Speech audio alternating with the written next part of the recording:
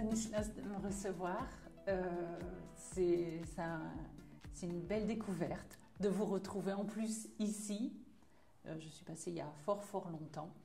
Et puis ce que j'aime chez vous, surtout, c'est votre accessibilité. Je ne crois pas qu'il existe d'autres personnes qui aient cet accès aux gens, cet accès aussi à l'intérêt que vous avez dans les arts joailliers. Dans les arts tout court, je dirais même, mais alors dans les arts joailliers, c'est très présent aussi.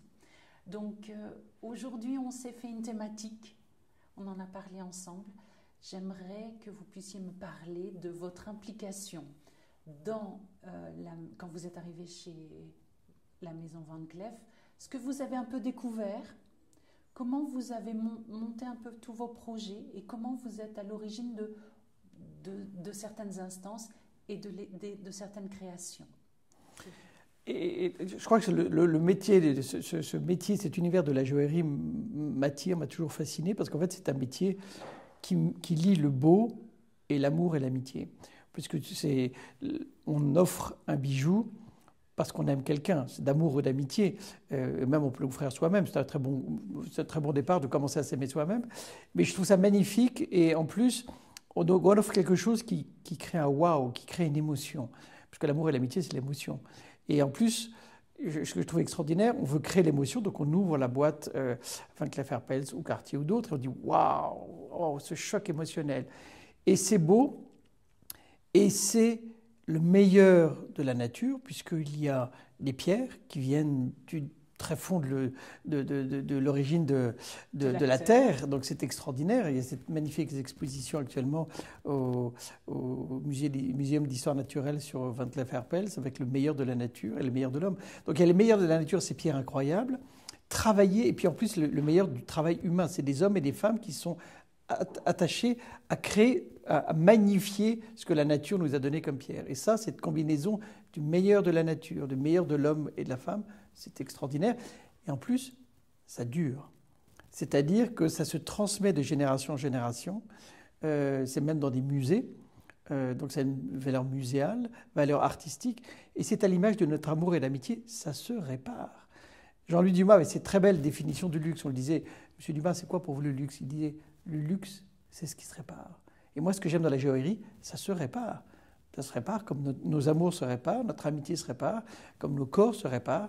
Et il y a vraiment, c'est emblématique.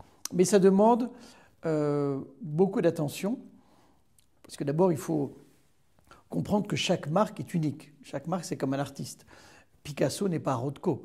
Van Cleef & Arpels n'est pas Cartier, n'est pas Bulgari. Donc, il faut bien comprendre cette maison. Et donc, quand je suis arrivé à la présidence de cette maison, avec l'équipe, avec Nicolas Boss, que j'ai nommé directeur artistique, et on a réfléchi pour bien comprendre quelle était l'origine de cette maison, son savoir-faire, cette intuition. C'est une sublime maison créée en 1906, et d'une famille, de deux familles d'ailleurs, Estelle Arpels, Alfred Van Cleef, donc c'était aussi une histoire d'amour et d'amitié dès le démarrage. Et après, comme souvent des histoires de famille, c'est pas évident de traverser les générations. Et donc c'est pour ça qu'à un moment, ils ont vendu, parce qu'ils étaient un peu au bout de cette dynamique familiale, puisque c'est pas évident de gérer les énergies, les ressources, les talents des uns et des autres. Et quand le groupe Richemont a racheté, il a fallu après retrouver, je puis dire, la boussole. C'est quoi ce qu'on appelle la DNA, ce qu'on appelle l'identité de cette maison. Donc on a bien recherché dans les archives, on a recherché beaucoup en parlant aux artisans, aux joailliers, aux polisseurs, aux lapidaires, pour bien comprendre qu'est-ce que c'est, aux vendeurs, aux grands vendeurs, aux clients, pour bien comprendre.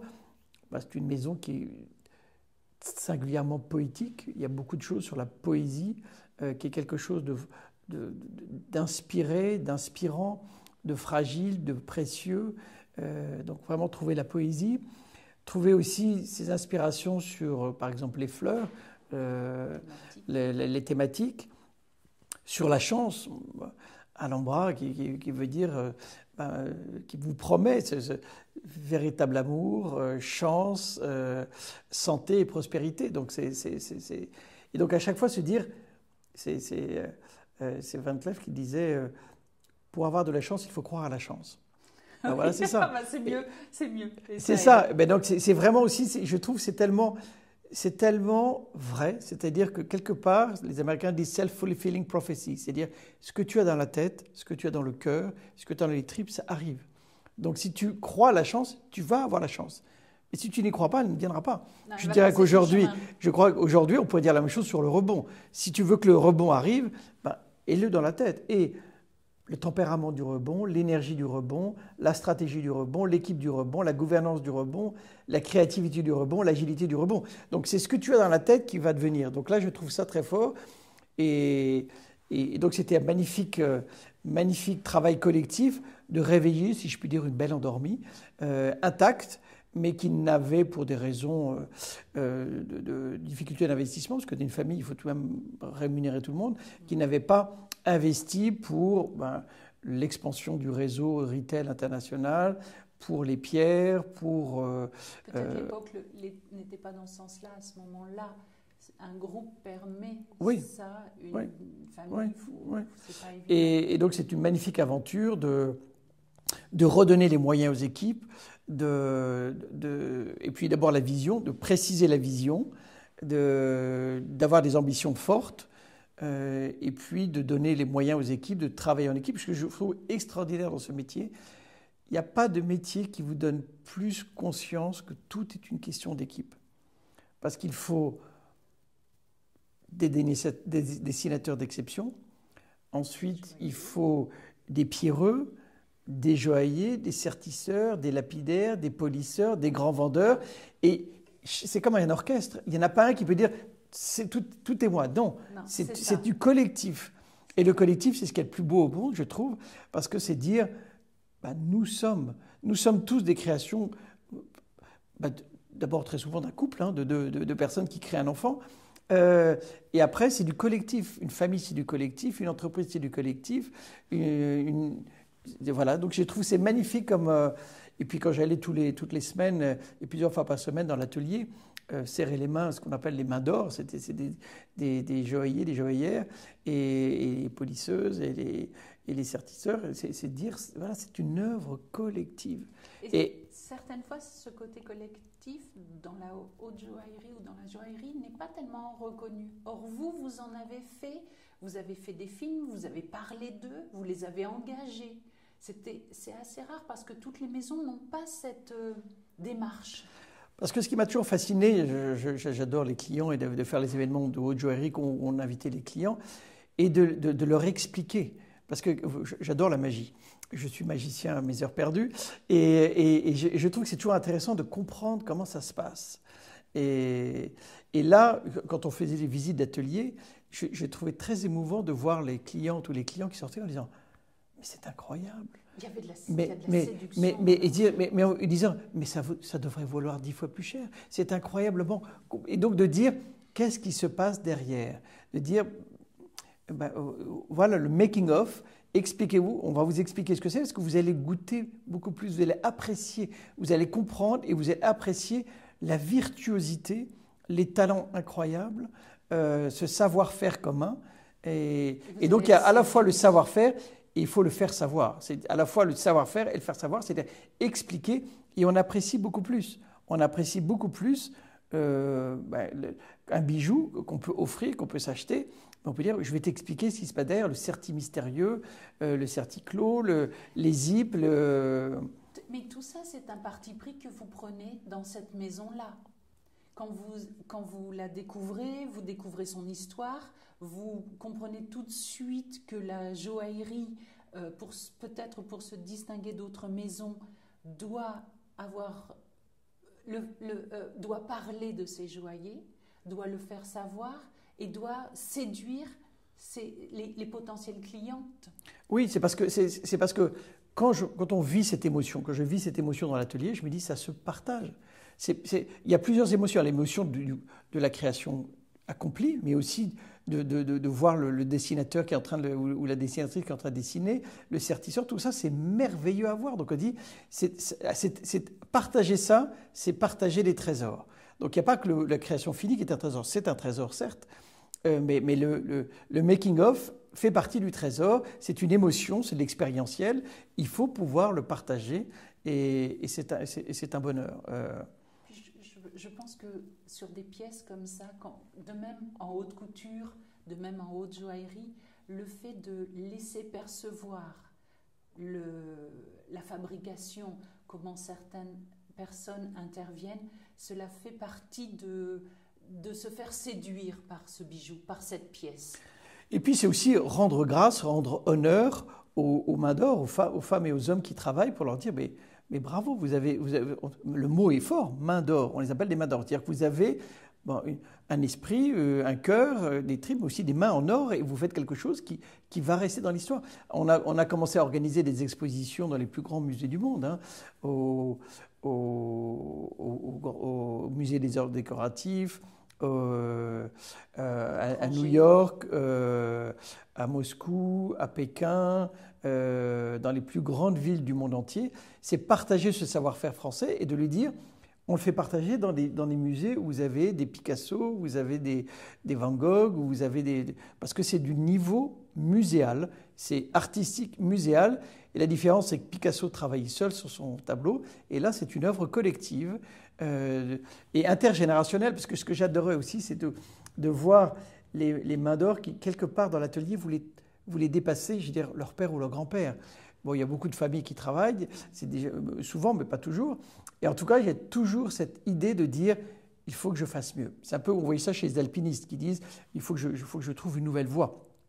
Et là, c'est de se dire, voilà, je ne suis pas dans la duplication de ce qui s'est passé. On est dans la pièce unique, voilà, toute leur ingéniosité. Et de dire, voilà, il faut que je fasse mieux. Je m'appuie sur tout ce savoir-faire développé dans les années, les décennies et les siècles passés, maintenant on a maison plus d'un siècle.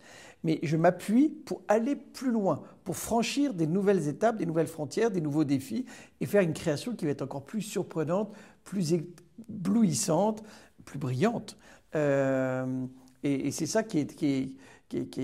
Donc vraiment, c'est une tradition collective à travers les âges et puis à travers les disciplines, puisqu'il y a plusieurs disciplines pour créer une bague, un bracelet, une boucle d'oreille ou un collier. Oui, c'est vrai, toutes ces étapes-là ne sont pas toujours toutes connues ni reconnues par le grand public, mais ça vient maintenant, on en parle beaucoup plus.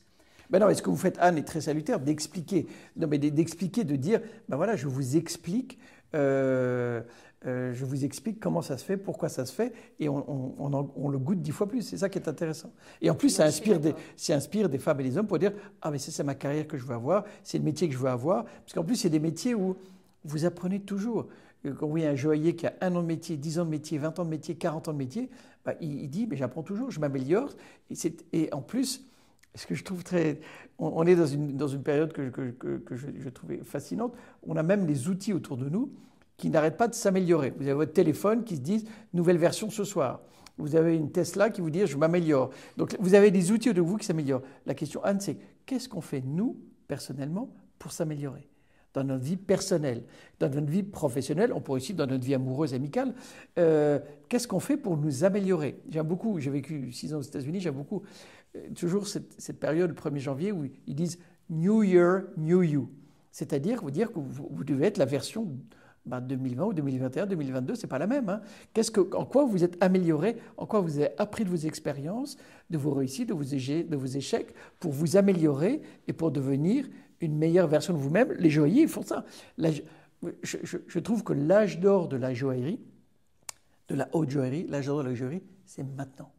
C'est-à-dire que c'est maintenant, on n'a jamais été aussi fécond, créatif que maintenant. Et chaque année, on repousse les limites. C'est un métier qui n'arrête pas de s'améliorer et d'être plus subjugant. La preuve, c'est un domaine dans lequel on est captivé. Que ce soit on tombe dans une pierre ou que l'on tombe sur le travail d'un joaillier pour un fermoir qui est particulier. Bon, c'est vrai qu'on va rentrer dans les détails, mais que les fermoirs soient cachés, que l'on ne les voit pas, c'est une des questions qui est fondamentale dans les pièces de haute joaillerie. Et c'est vrai que le joaillier travaille, pense par lui-même, développe presque des qualités pour ça en disant ben non, moi je veux qu'il soit comme ça. Et puis il y a toutes les pièces qu'il va faire de A à Z, c'est-à-dire que lui-même va changer le métal, va le mettre dans une certaine forme, etc. Donc cette nouvelle version.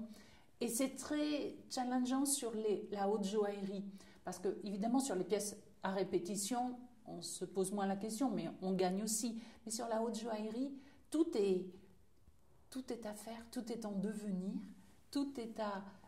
On reproduit, mais on a quelque chose dans lequel on s'investit davantage. Oui, et puis souvent, il y a aussi des commandes spéciales. C'est-à-dire que c'est vraiment le client ou la cliente, ou les deux, qui viennent, qui expriment un rêve, et vous dites, ben voilà votre rêve, je vais le faire un rêve Van Cleef & Arpels, qui sera éternel, c'est une œuvre d'art, et c'est une pièce unique. C'est vraiment quelque chose où le client lui-même est co-créateur.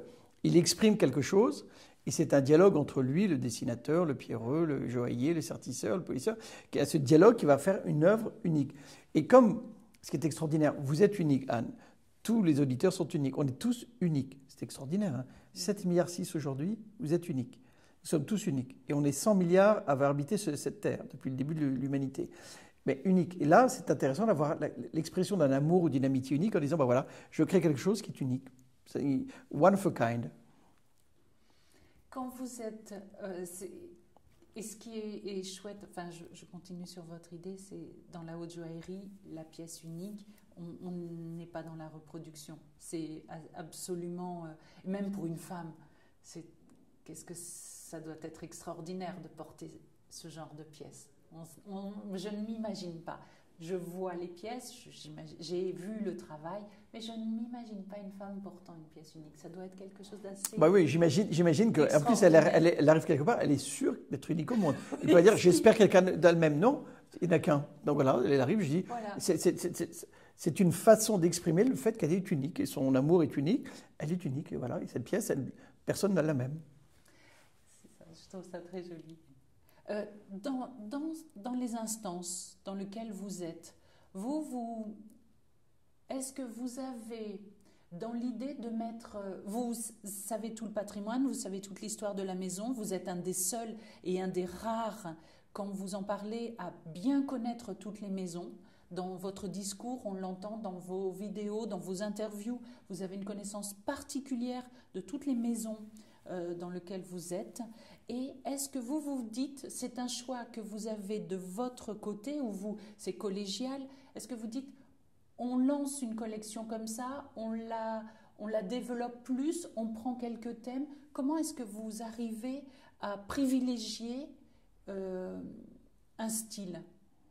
D'abord, il faut bien comprendre la maison, donc l'artiste, si je puis dire, qu'on veut faire vivre et qu'on réincarne au XXIe siècle. C'est des maisons qui sont du XIXe. Donc comment on les réincarne Et après, c'est un travail collectif. C'est-à-dire, on assemble autour de soi des grands talents et on dit, ben voilà, exprimez-vous au maximum. Donnez le maximum de votre talent. Vous êtes soit dessinateur, sertisseur, polisseur, grand vendeur, pierreux. Et chacun doit être au maximum de son talent. Et en plus, après, c'est un peu comme... Alors, en revanche, c'est comme si je puis dire, une chaîne stéréo. C'est-à-dire que la qualité va dépendre que tout soit au même niveau et très très haut. S'il y a un des éléments de la chaîne qui est bas, ben, ça va tirer tout vers le bas. Et donc, c'est important que le grand vendeur aille dans l'atelier, que de temps en temps, les sertisseurs voient ce qui se passe dans les expositions, dans les grands musées. Donc, tout le monde vient pour voir, ah d'accord, et on se pénètre, et quelque part, on se tire tous les uns les autres vers le haut en disant, ben voilà, il faut sublimer et faire mieux que ce qu'on a fait dans le passé.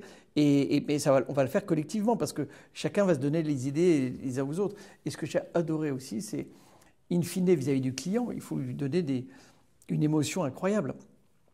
Donc nos clients sont globalement des entrepreneurs qui ont réussi dans la vie, mais qui sont très occupés, qui s'aiment quelqu'un.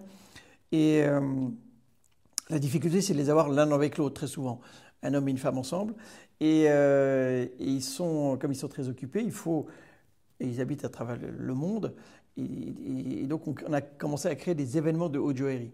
C'est-à-dire un événement où on les invite et on leur fait découvrir des endroits qu'ils ne connaissent pas et leur créer une émotion qu'ils n'ont pas. Donc on avait commencé en 2006 par l'anniversaire de la maison, on avait fait un très très bel événement à Paris, on les invite, On leur fait visiter sur un bateau, un bateau la Seine. Ensuite, on leur fait une sublime fête dans le jardin des Tuileries. Et ensuite, des dîners avec des grands chefs. Et ensuite, on les amène dans une galerie d'art. Et c'est là où on avait présenté la collection de haute joaillerie. On a vu les clients disent, voilà. Et là, l'émotion monte parce que c'est pas simplement je vais dans la boutique voir une collection. C'est là, je vois la collection avec d'autres personnes avec qui j'ai eu un plaisir de déjeuner, dîner. Donc, je découvre d'autres nationalités. Et donc, ça me fait faire un relationnel nouveau. On peut parler, tiens, qu'est-ce que c'est que d'avoir des enfants? C'est compliqué, c'est facile. Qu'est-ce que vous pensez du dollar? Qu'est-ce que vous pensez? Voilà, ça fait des nouveaux amis du monde entier. Et ensuite, il y a le fait de dire, ben oui, c'est une pièce unique parce que tout d'un coup, il y a une pastille rouge qui arrive sur un objet. Donc, ce collier a été vendu. Ah, donc, il n'y en a qu'un. Si je le veux, c'est trop tard. Et ensuite, on a fait d'autres événements sublimes. À un moment, on les avait invités à un dîner à Buckingham Palace. Donc, je veux dire, quand vous invitez un client du monde entier à un dîner avec Buckingham Palace... Je viens. Voilà, je viens. Donc, je change mon agenda, je viens. Et en plus, on les invite en première classe, on les fait descendre dans le plus bel hôtel.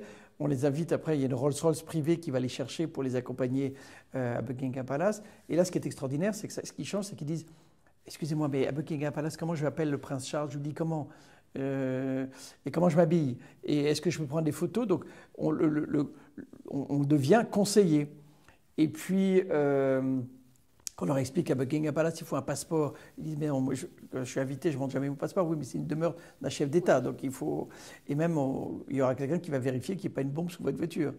Et là, c'est tout de même, on les accueille un par un, en haut d'un escalier. On leur offre un éventail fait par une maison française, unique.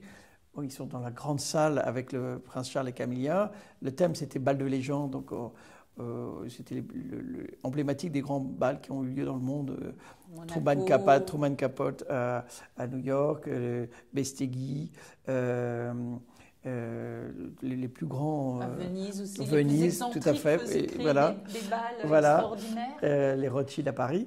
Et donc, il y avait à chaque fois des danseurs, des danseuses, de la musique pour le bal français, le bal russe, le bal américain, le bal italien.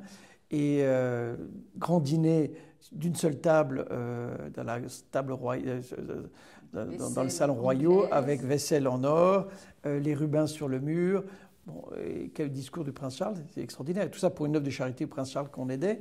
Et après, on a pris des photos qu'on donne aux clients le lendemain et on leur laisse. C'est une émotion. Donc ils se disent voilà, j'ai acheté ce bijou à Buckingham Palace, que c'est dans les salons de Buckingham qu'on leur présentait cette collection.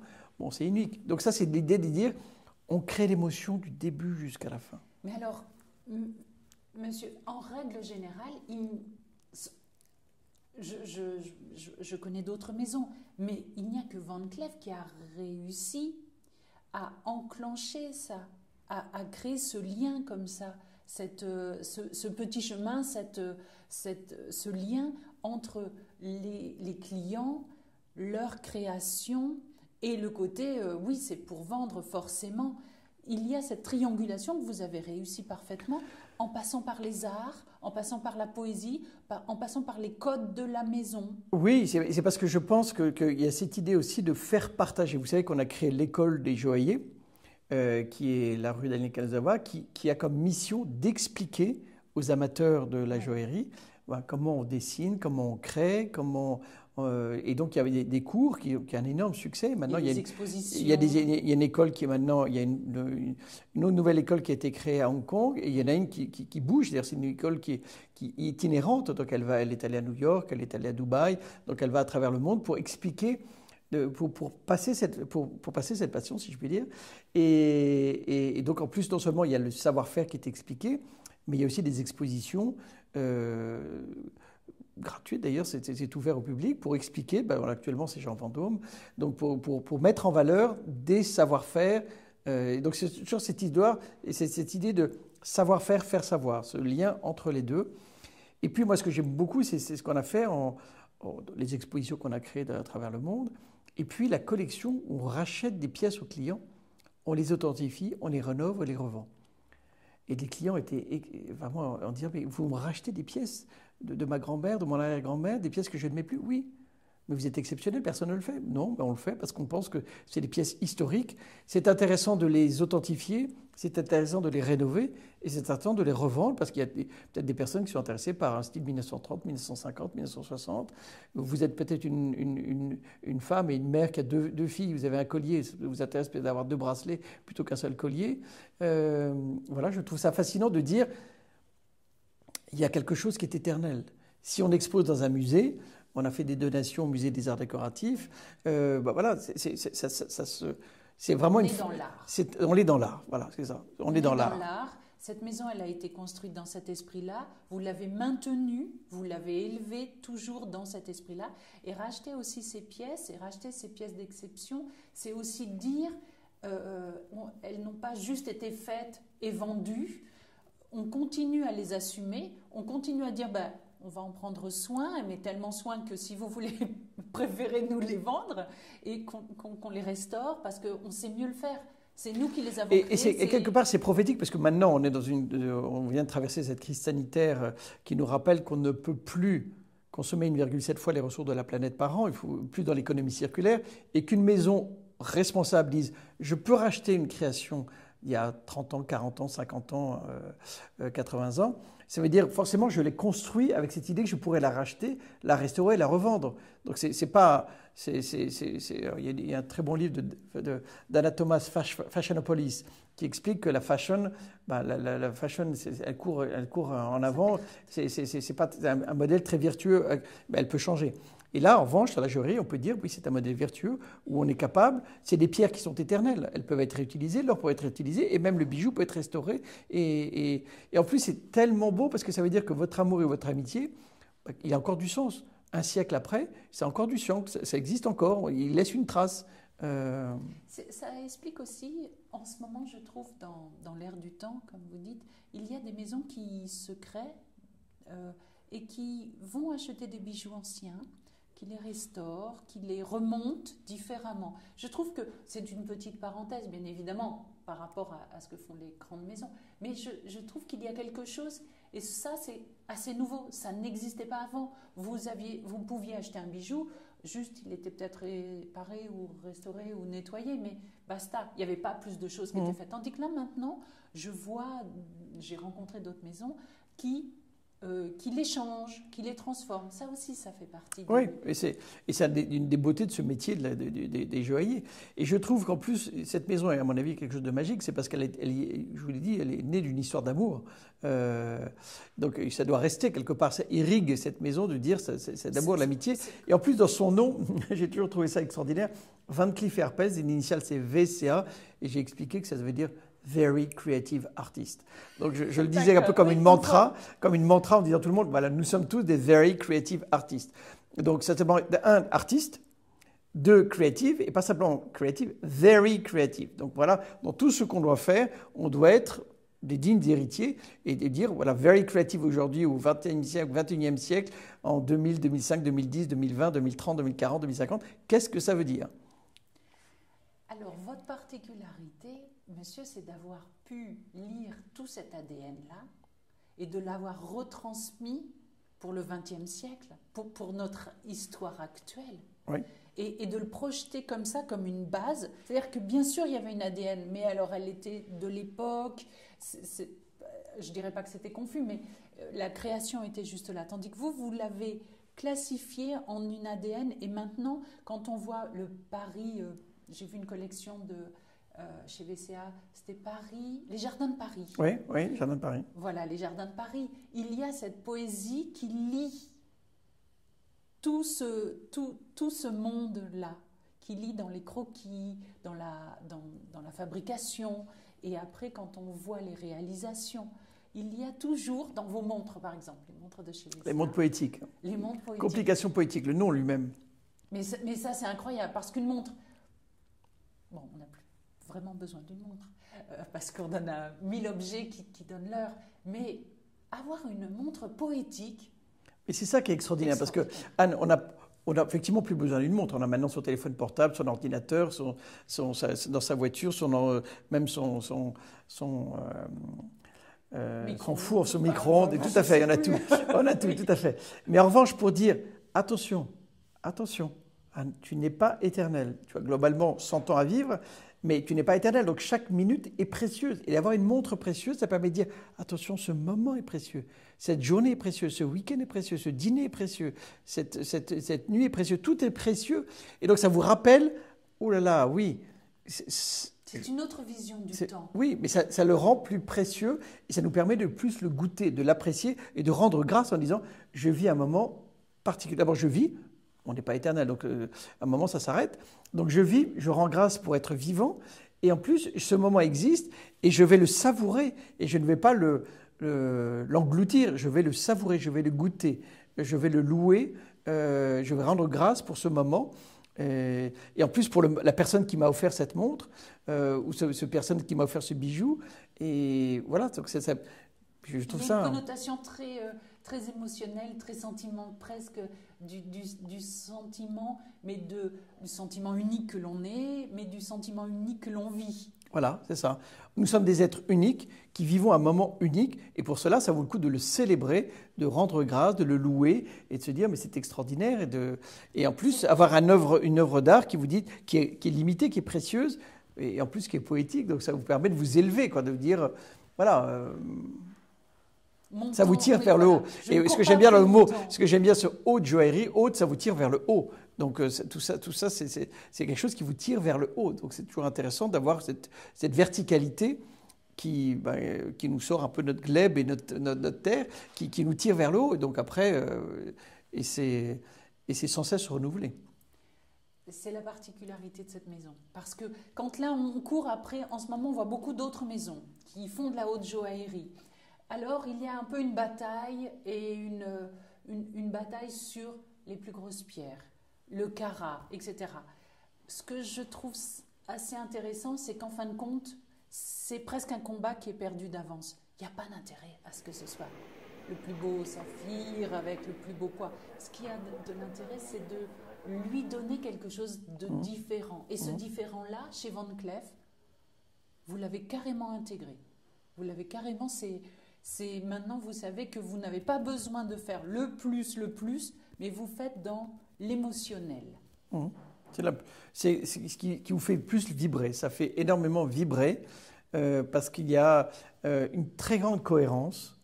Le président actuel, Nicolas Boss, qui était le directeur de la création, qui est un homme remarquable, qui a un cerveau droit, cerveau gauche, remarquablement bien fait, et a toujours été grand militant de la cohérence, pour qu'il y ait une cohérence entre tous les éléments. Et la cohérence... ça vous donne, ça vous inspire, c'est presque ça vous donne un la. C'est comme un la en musique qui vous donne ça fait un écho en disant c'est d'une cohérence absolue, toutes les pierres, tout le dessin et même la communication et les boutiques et les événements, c'est très cohérent et vous dites et la cohérence appelle la cohérence. Comme je pense la dissonance malheureusement appelle la dissonance aussi, mais là ça vous donne un bon la et quand vous regardez ça vous dites oui donc vous respirez mieux, vous êtes plus grand, vous vous dites, là, vous êtes plus admiratif, plus émerveilleux. L'aspect attractif de cette marque-là, elle est dans ça. Alors, parlons, quand donc, vous quittez Van Cleef, vous allez chez Cartier, vous retrouvez une maison, pareil, avec des codes, un ADN, des structures, un passé, une histoire. Comment vous intégrez encore une fois tout ça ? Alors la maison Cartier, je la connaissais parce que j'avais été directeur général de la France et directeur général des États-Unis avant d'être président de Van Cleef & Arpels. Là, c'est une autre maison. D'abord, c'est un autre code. Je dirais Van Cleef est féminin, Cartier est masculin. Van Cleef est plus floral, Cartier est plus animal. La panthère. Donc c'est pas les mêmes codes. C'est pas les mêmes codes. C'est pas les mêmes codes. Donc là, il faut changer de registre et travailler pour l'artiste de Cartier qu'il était, avec ce côté plus passionnel. La boîte est rouge, les écrins sont rouges, il y a plus de passion. L'un est plus poétique, l'autre est plus passionné. Voilà, donc il faut travailler sur un autre code et le développer. Et en plus, la maison n'est pas au même stade. Van Cleef était une belle endormie qui a été réveillée. Au bois dormant. Au bois dormant. Et Cartier est déjà le leader mondial. Donc, il est déjà à un autre niveau de reconnaissance. Vous retrouvez des joailliers, des ateliers, la structure est assez identique. Oui, la taille n'est pas la même. Et, autant sur Van Cleef, c'était une découverte d'une renaissance. Là, c'est une continuation, une projection. Est-ce que la manière de travailler est différente ou la même? À savoir que je sais que vous avez un beau partage. Vous partagez tout le temps. Ça fait partie de votre façon d'être. Est-ce que, pareil, chez Van Cleef, le partage étant assez fluide, puisque vous avez monsieur Nicolas Boss, hein. Nicolas Boss qui est là et qui est dans la même optique que vous, vous retrouvez ou vous travaillez différemment chez Cartier? Oui, c'est très différent parce que la taille n'est pas la même et en plus il y a déjà des codes établis. Chez Van Cleef, c'est la découverte de codes pour les inscrire. Là, c'est la continuation de codes déjà établis, après les peaufiner, les raffiner. Donc c'est pas la même chose. J'avais un directeur, Monsieur Bedos, vous vous souvenez peut-être pas. Jean-Christophe. Jean-Christophe bien sûr, Bedos, bien sûr. qui disait une chose que je trouvais très juste pour Cartier. Il disait Cartier, c'est un géant. Vous avez les pieds sont fragiles. Ils ont 2 axes. On a 2 collections, que ce soit le Love, la Trinity, mais c'est un géant dans lequel il faut travailler ces 2 axes-là. Et est-ce qu'à un moment donné, Cartier ne s'enferme pas dans ses pieds, dans sa base? Alors, ce que je trouve intéressant dans Cartier, j'ai toujours pensé que dans le mot Cartier, il y avait art, A-R-T, les 3 lettres sont dans le mot Cartier. Donc, il y a aussi. Vous faites des liens toujours. Il y a un côté artistique. Après, il faut sans cesse renouer. C'est toujours un travail de récréation, de recréation, de ne pas être dans la duplication de ce qui a été fait. Et c'est pour ça que je pense que ici, dans nos vies, c'est la même chose. C'est la première fois qu'on va vivre en 2021, personne ne l'a fait avant. Donc qu'est-ce qu'on va faire? Il faut imaginer dans nos vies personnelles, nos vies relationnelles, amoureuses, amicales. On a des positions différentes. On est mère, fille, ami, père, fils, frère, beau-frère. Donc il faut toujours réinventer. C'est ça qui est intéressant. Et c'est sans cesse une nouvelle frontière. Mais c'est ça. En fin de compte, votre force, c'est de vous mettre dans ces maisons-là, dans l'état d'esprit de ces maisons-là. Parce que quand vous dites oui, il faut recréer, et la recréation d'une maison, celle de Cartier, on l'entend bien, et elle est, quand vous le dites, c'est extrêmement clair, et je crois que c'est tout le travail qui est fait là-dessus. Et quand vous parlez de Van Cleef, vous disiez non, on pose des bases, on évolue, on va vers... C'est une autre création. Tout ça fait que votre force à vous, c'est d'être à chaque fois dans ces 2 hémisphères, dans 2 mondes qui sont... Bon, bien sûr, on est dans la haute joaillerie, bien sûr, on est dans la joaillerie, bien sûr, on est dans des maisons qui sont similaires et tellement différentes, mais vous le délimitez parfaitement. Parce que ce que je trouve passionnant dans notre vie d'humain, parce que tout à l'heure vous disiez vous êtes accessible, je suis humain, parce que je pense que c'est dans ma nature, hein, donc on est tous, c'est notre genre, c'est notre type, on est genre humain, donc humain. Donc humain, ça veut dire on est en humanité, donc oui, c'est une caractéristique que j'apprécie. Je pense que ce qui est important, c'est toujours de se dire que nous sommes un pont entre 2 générations. Parce que la Terre est là depuis plus de 4 milliards d'années, donc 100 milliards d'humains, donc on est un pont, on va vivre entre 1 minute et 100 ans. Et voilà, qu'est-ce qu'on peut passer et le transmettre en disant j'ai amélioré, j'ai upgradé, j'ai réactualisé ce que pensait Louis Cartier ou Alfred Van Cleef et Stella Arpels, je l'ai réactualisé pour lui donner encore plus de sens, je l'ai enrichi, je lui ai donné plus de signification. Et je pense en plus qu'il y a des défis techniques parce que regardez, ces maisons de luxe, elles ont sans cesse progressé en internalisant progressivement des métiers. On a tous commencé designers, dessinateurs, créateurs. Ensuite, on a intégré la fabrication, les ateliers, ce qui était passionnant. Ensuite, le wholesale, elle est à travers le monde. Ensuite, le retail. Ensuite, le e-commerce. Pouvoir dire 24 heures sur 24, je vous informe, je peux même vous vendre.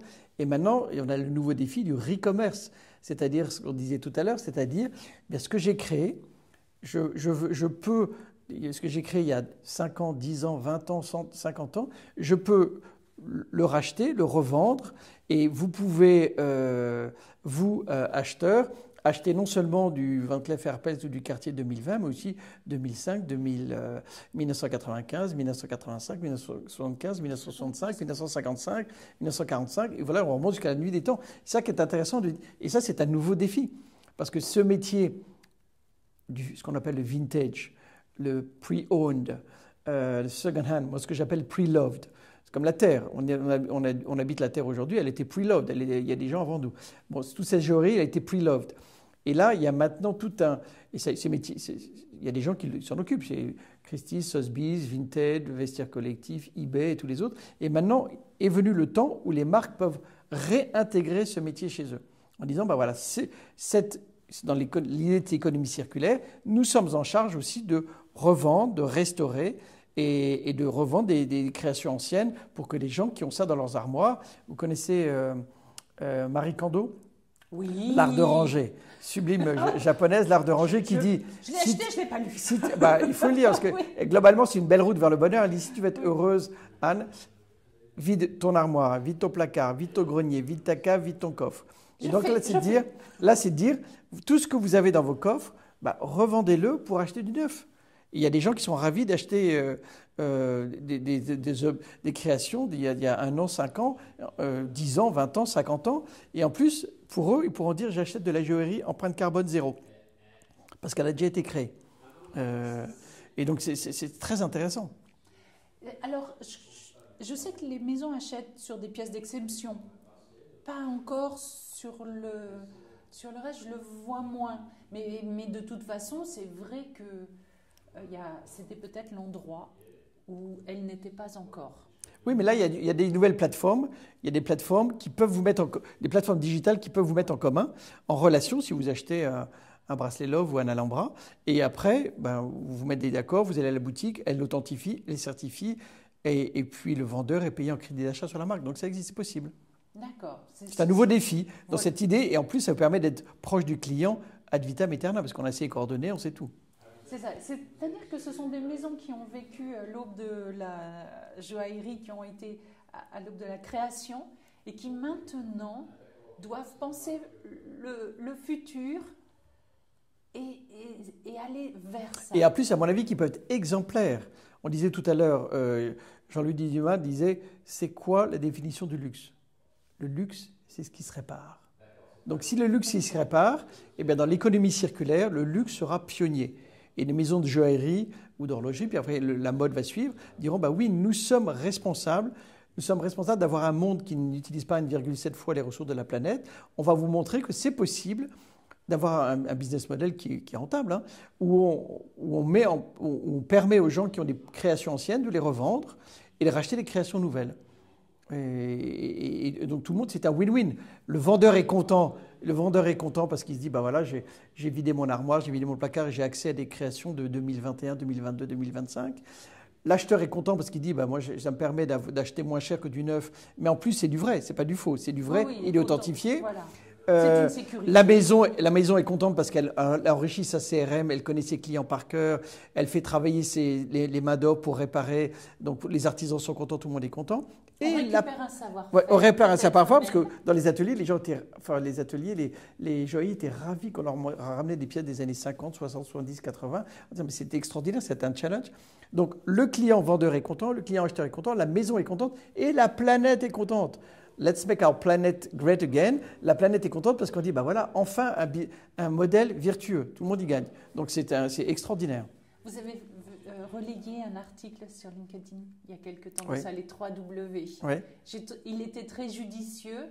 Et alors après, va se mettre tout en place. Ce n'est pas forcément simple pour tout le monde de se réapproprier son passé, d'aller vers cette démarche-là, alors qu'il faut penser déjà à l'avenir dans des situations que l'on connaît actuellement.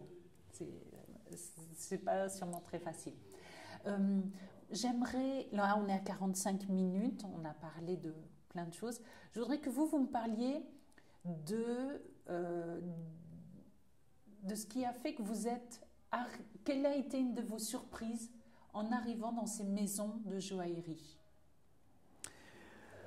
J'étais d'abord émerveillé, et je continue à l'être. Hein. Je suis émerveillé. Je trouve que aller dans un atelier de joaillerie, c'est merveilleux. Et je me souviens que la première fois que j'étais chez Cartier aussi, de voir les pierres qui sortaient des coffres. On a l'impression d'être dans l'antre du monde, dans la création du monde, de voir des pierres incroyables. Et Micheline Canoë, qui était directrice de la création à l'époque, ouvrait ses tiroirs, elle montrait des pierres, c'était extraordinaire. Et après, à toutes les étapes, c'est merveilleux. C'était merveilleux de voir les pierres, de voir les joailliers, de voir les dessinateurs. C'est extraordinaire de voir tout de même comment, avec un papier, un crayon, une gouache, on arrive à faire quelque chose de somptueux. Et après, le collectif, je trouve merveilleux de dire comment des femmes et des hommes, on est tous différents, comment on arrive à travailler pour collectivement faire une œuvre collective qui est plus compliquée qu'une œuvre individuelle. Hein. C'est plus compliqué.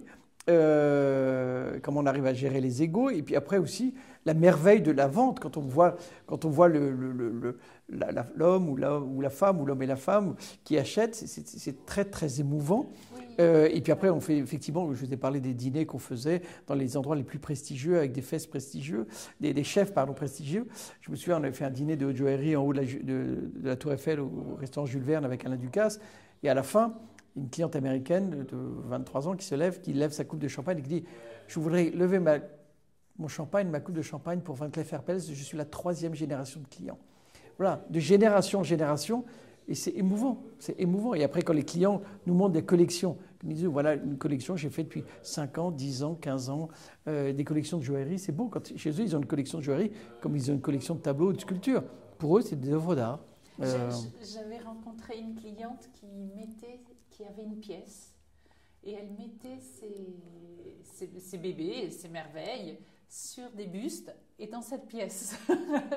Comme elle ne pouvait pas toutes les porter, forcément, c'était plus joli sur un buste. Et je trouvais ça extraordinaire parce que ça rejoint l'effet de collection et l'effet de se laisser séduire, d'être la première séduite par les œuvres.